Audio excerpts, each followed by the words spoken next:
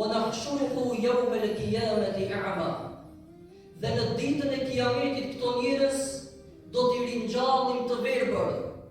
E kur do të pyesin ato, o Zoti jon, pse ne sot të verbër se në dynja i kishim sytë dhe shikimin ton? Pse sot të verbër para teje?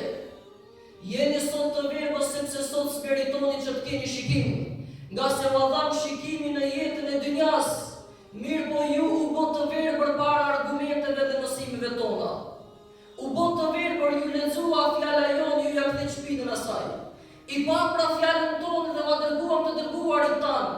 U bot të verbër para tyre, i injoruat dhe i refuzuat. I quajtet me lloj-lloj etiketimash. Nëse ndjek rrugën e tyre mbetesh prapa. Nëse ndjek rrugën e tyre s'mund të ecësh para.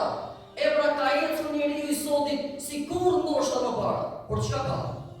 Ka vetëm stres, ka vetëm gajle, ka vetëm brenda, i ka krejt të mirat materiale, por asgjë nuk ka shpirtërisht. Pse?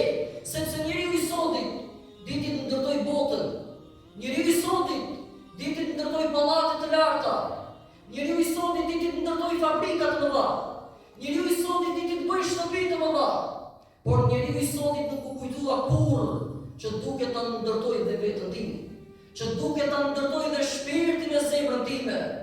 Njeriu i sotit sot dhe mirë bën, ai pastron shtëpi, ai pastron makina, ai pastron vendin e punës ku punon, ai pastron shumë gjëra dhe mirë bën se pastërtia sjell rahati. Por njeriu i sotit nuk u kujtua që të ndalet një herë të thotë se duhet pastruar dhe zemrën e shpirtit. Nga se nëse kërkoj pastërti në anën e jashtme që tim rahat, duket dhe pastërtia e brendshme që shpirti jo të jetë rahat.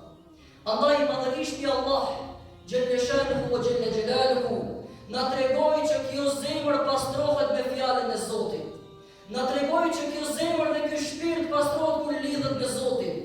Dhe njeriu çka do që ai mund të ketë, nëse nuk i ka Zotin në jetën e tij për dishmërinë e tij, ai do të ndjehet i miruar, ai do të ndjehet i stresuar, ai do të ndjehet sikur krejt dynjaja është mbi supët e tija.